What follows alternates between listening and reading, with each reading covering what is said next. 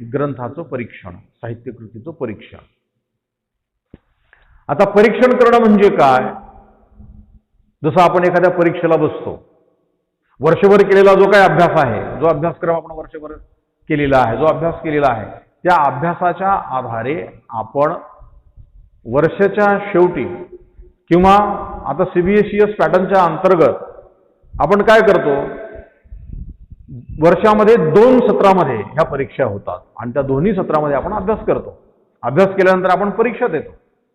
म्हणजेच काय, आपण दिलेली जी काही परीक्षा आहे, ज्या अभ्यासाच्या आधारे आपण परीक्षा दिलेली आहे, तो अभ्यास आपला नीट झालेला आहे की नाही, झालेला असेल तर किती प्रमाणामध्ये झालेला आहे, हे सगळे गुणाच्या माध्यमातून आपण परीक्षा दिल्यानंतर आपली जी काही उत्तरपत्रिका आहे, ती उत्तरपत्रिका तपासणारा जो काही परीक्षक आहे, तो परीक्षक आपल्याला गुणदान करीत असतो, आपल्याला गुण देत असतो.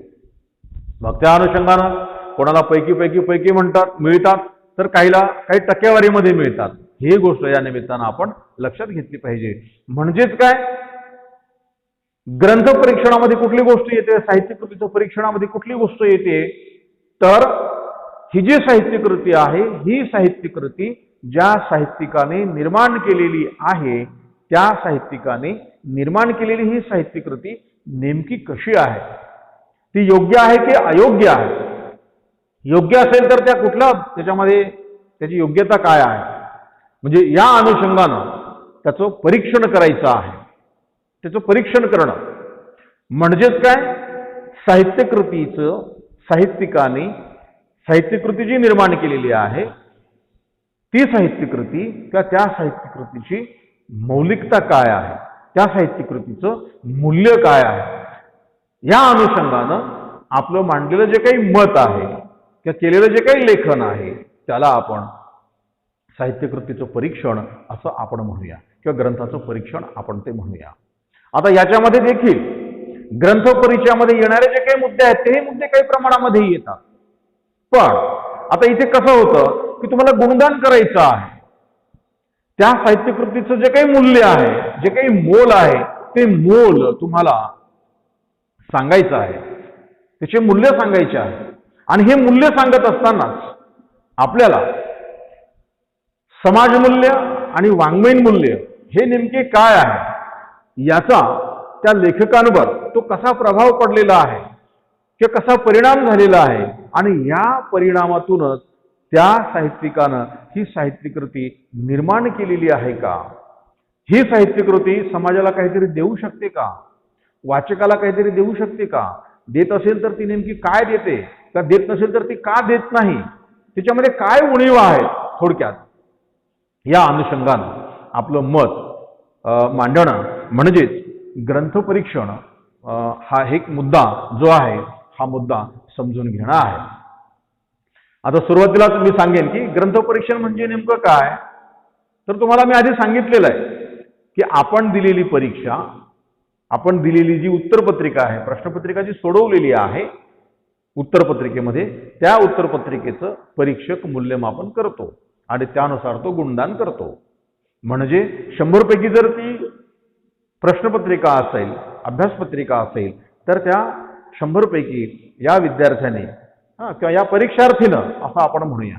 म्हणजे जेव्हा एखाद्या ग्रंथाचं किंवा साहित्यकृतीचं आपण परीक्षण करतो, त्यावेळेला तो साहित्यिक ज्याने ती साहित्यकृती निर्माण केलेली आहे, त्याची साहित्यकृती आपल्या समोर मूल्यमापनासाठी असते.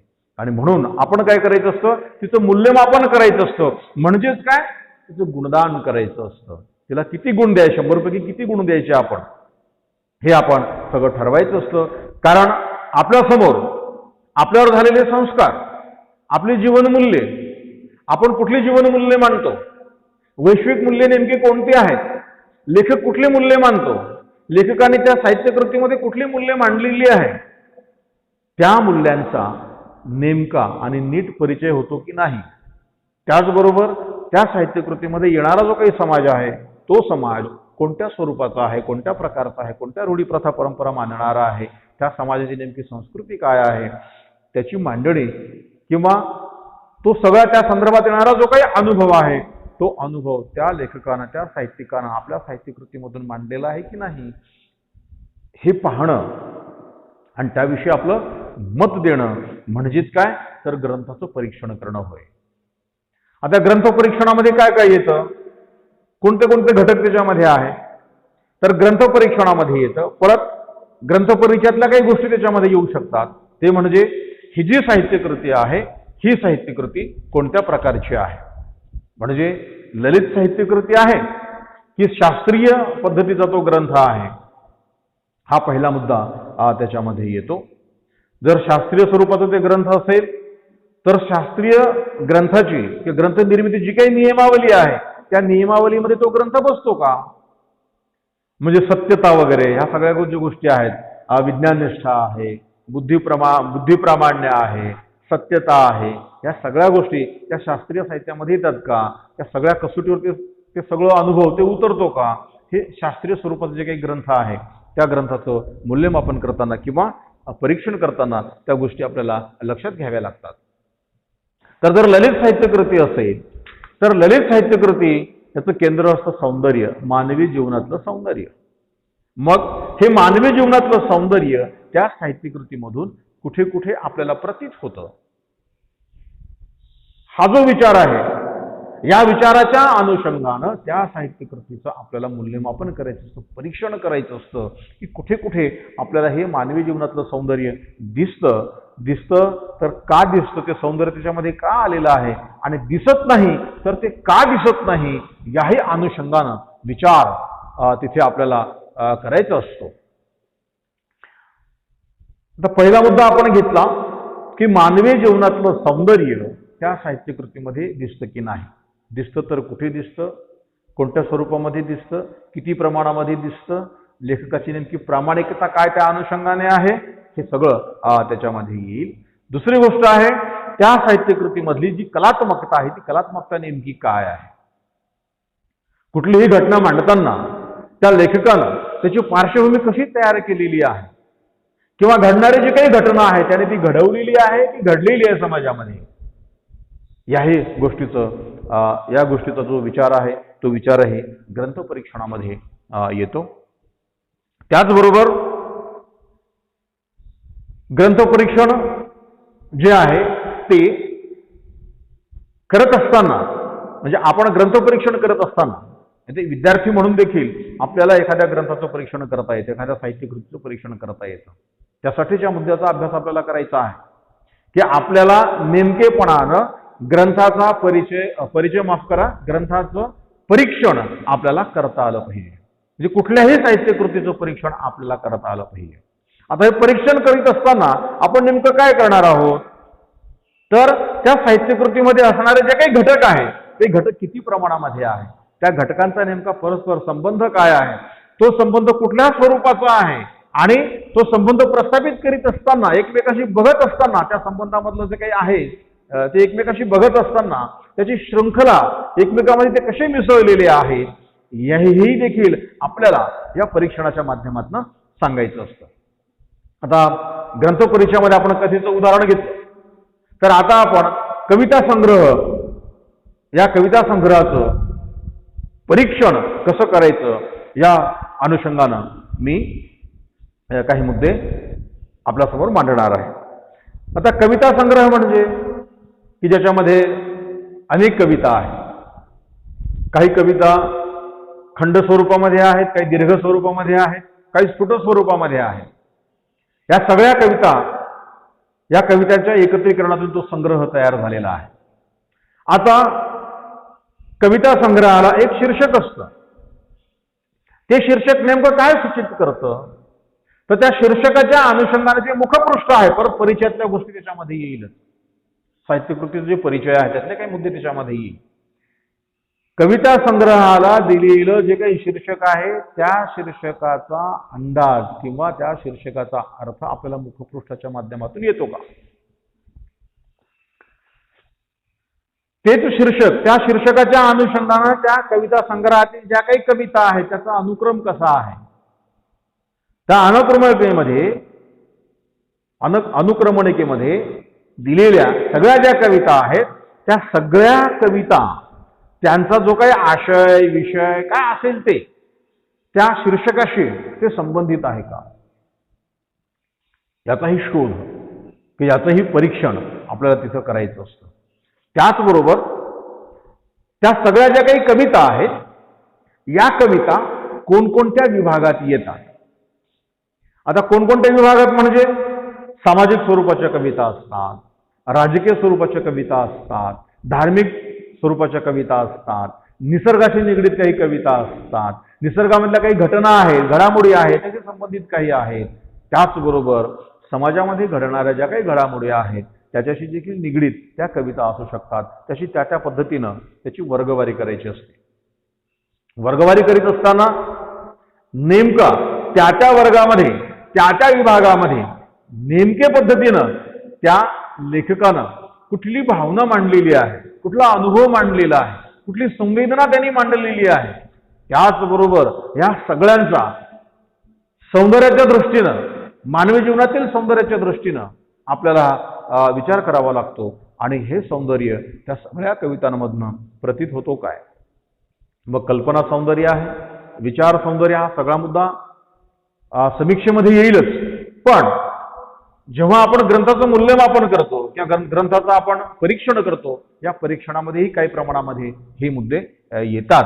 आणि म्हणूनच हे सौंदर्य त्या कविता संग्रहामध्ये कसं येतं, त्या कविता संग्रहाची भाषा कशी आहे, त्याच्यामध्ये नाट्यमयता आहे काय, त्याच्यामध्ये संवादात्मकता आहे काय, या सगळ्या गोष्टीचा आपण विचार या परीक्षणाच्या माध्यमातून करतो. म्हणजेच त्या ग्रंथाचा आपण परिचय करून देतो. आता कविता संग्रहाच्या अनुषंगाने आपण विचार करतो आहोत, तर त्या कवितांचं नेमकं स्वरूप काय आहे, त्या कवितांमधली नाट्यात्मकता काय आहे, त्या कवितांमधली काव्यात्मकता काय आहे किंवा कल्पकता काय आहे, वास्तवता काय आहे, त्यातली सत्यता काय आहे, त्याची शीर्षकं कशी आहेत, ते शीर्षकं कोणता अर्थ व्यक्त करतात, या अनुषंगानं ही सगळी मांडणी आपल्याला परीक्षणाच्या माध्यमातून करावी लागते. साहित्यकृतीच्या परीक्षणाच्या माध्यमातून आपल्याला करावी लागते. आणि हेच करीत असताना या सगळ्या गोष्टी साध्य करताना त्या कवीला हे सगळं साधलेलं आहे का, त्याला साध्य करता आलेलं आहे का, काही उणिवा त्याच्यात राहिलेले आहे काय, काही दोष त्याच्यात राहिलेले आहे काय. त्याचबरोबर त्या कविता संग्रहाच्या माध्यमातून त्या कवीनं नेमके कोणते गुण हेरलेले आहेत आणि त्या कविता संग्रहामधून हे गुण कसे व्यक्त झालेले आहेत हेही सांगायचं असतं. थोडक्यात आशय आणि अभिव्यक्तीच्या अनुषंगानेही, म्हणजेच त्या कवितामध्ये प्रत्येक कवितेमध्ये नेमकं काय आहे, त्या कविता संग्रहामध्ये त्यांना काय सांगायचं आहे आणि त्याच्यासाठी त्यांनी वापरलेली अभिव्यक्ती शैली कोणती आहे, याही गोष्टीचा विचार आपल्याला ग्रंथ परीक्षण किंवा साहित्यकृतीचं परीक्षण या मुद्द्याच्या अंतर्गत करावं लागतं. हे सगळं विवेचन जर आपण काळजीपूर्वक ऐकलं तर आपण देखील कोणत्याही ग्रंथाचं परीक्षण करू शकतो. म्हणजे ग्रंथ परीक्षण करीत असताना आपण परीक्षक आहोत, समोरचा साहित्यिक हा विद्यार्थी असं गृहीत धरायचं आपण. त्यांनी त्याची साहित्यकृती आपल्याकडे परीक्षणासाठी पाठवलेली आहे आणि आपल्याला त्याची पारख करायची आहे.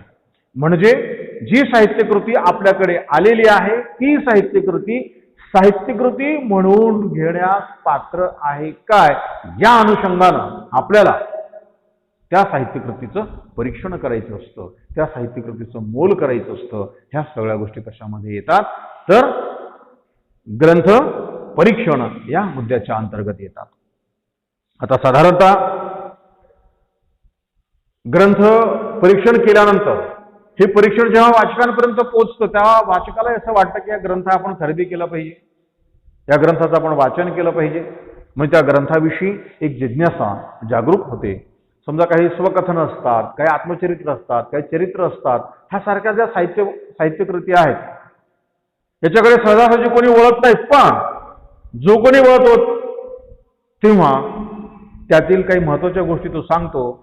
त्यावेळेला ह्या सगळ्या गोष्टी वाचकांकडे पोहोचल्यात की वाचकांच्या मनामध्ये एक जिज्ञासा जागृत होते आणि वाचक देखील दुसऱ्यांच्या खाजगी जीवनामध्ये त्याला डोकावणं आवडतं. आणि म्हणून हे चरित्र, आत्मचरित्र यासारखं जे काही लेखन आहे किंवा कुठल्याही साहित्यकृतीच्या माध्यमातून जेव्हा लेखकाच्या व्यक्तिमत्वाच्या जडणघडणीचा जेव्हा आपण विचार करतो तेव्हा परिचित अशा लेखकाच्या खाजगी जीवनामध्ये नेमकं काय झालेलं आहे हे डोकावून पाहणं त्या वाचकाला आनंददायी वाटतं, उत्सुकता असते त्या संदर्भामध्ये, आणि ती उत्सुकता ग्रंथ परीक्षणाच्या माध्यमातून परीक्षक म्हणून आपण त्या वाचकाची ही जी काही जिज्ञासा आहे, हे जे काही कुतूहल आहे, त्याची पूर्तता आपण करू शकतो. आपण देखील कोणत्याही ग्रंथाचं परीक्षण करू शकतो. हे परीक्षण करीत असताना काही जे काही त्याचे काही पथ्य आहेत, ती पथ्यही आपण पाहिली पाहिजे. त्या साहित्यकृतीला अवास्तव महत्त्व देता कामा नये. त्याचबरोबर त्या साहित्यकृतीमध्ये जे काही आहेत ते प्रामाणिकपणे आपण मांडण्याचा प्रयत्न केला पाहिजे. स्वतःची मतं त्याच्यामध्ये मांडता कामा नये, कारण स्वतःच्या मताला तिथं काही वाव नसतो. लेखकाचीच मतं, लेखकानेच मांडलेला विषय, लेखकानेच व्यक्त केलेला आशय, ह्या अनुषंगानं एखाद्या ग्रंथाचं थोडक्यात आपण परिचय म्हणूया. परत हा परिचय करून देणं म्हणजे त्या ग्रंथाचं परीक्षण आहे.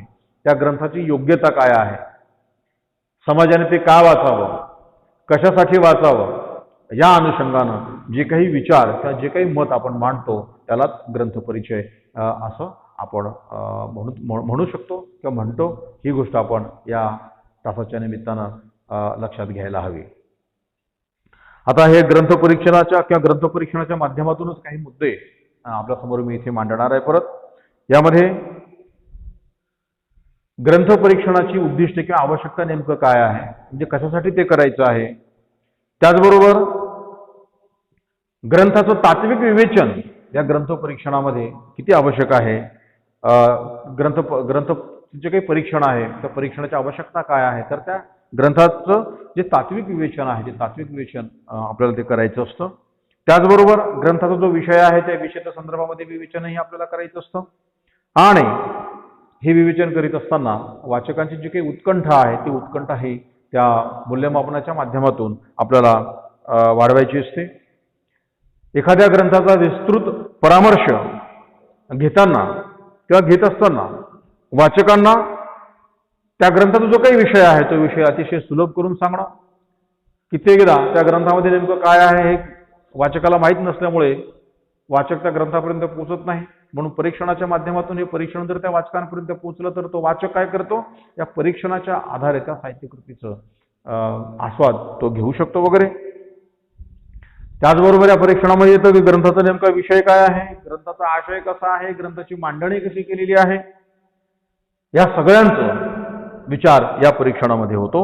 आणि त्याचबरोबर भाषिक म्हणजे त्या साहित्यकृतीतील भाषा, त्या साहित्यकृतीतून व्यक्त होणारा जो काही अनुभव आहे तो अनुभव म्हणजे भाषा आणि अनुभव नेमकं कुठला आहे, कुठल्या प्रकारे त्यांनी मांडणी त्याची केलेली आहे, याचंही निपक्षपातीपणे मूल्यमापन करणं हे ग्रंथपरीक्षणामध्ये अतिशय महत्त्वाचं असतं. म्हणून आता इथे आपण ग्रंथपरीक्षणाच्या अनुषंगानं हा मुद्दा पाहिलेला आहे. यानंतर जो आहे ग्रंथपरीक्षणाच्या मुद्द्यानंतर यातला शेवटचा उपयोजित समीक्षेचा जो मुद्दा आहे तो आहे ग्रंथ समीक्षेचा. म्हणजे एखाद्या ग्रंथाची समीक्षा कशी करावी. म्हणून इथून पुढचा जो भाग आहे त्याच्यामध्ये आपण त्या पुढच्या तासामध्ये आपण ग्रंथ समीक्षा म्हणजे काय, ती ग्रंथ समीक्षा कशासाठी केली जाते, तिचं नेमकं स्वरूप काय असतं आणि त्याची गरज आहे का, गरज आहे तर का आहे, या अनुषंगानं आपण विचार करणार आहोत. तुर्तास इथे आपण थांबूया.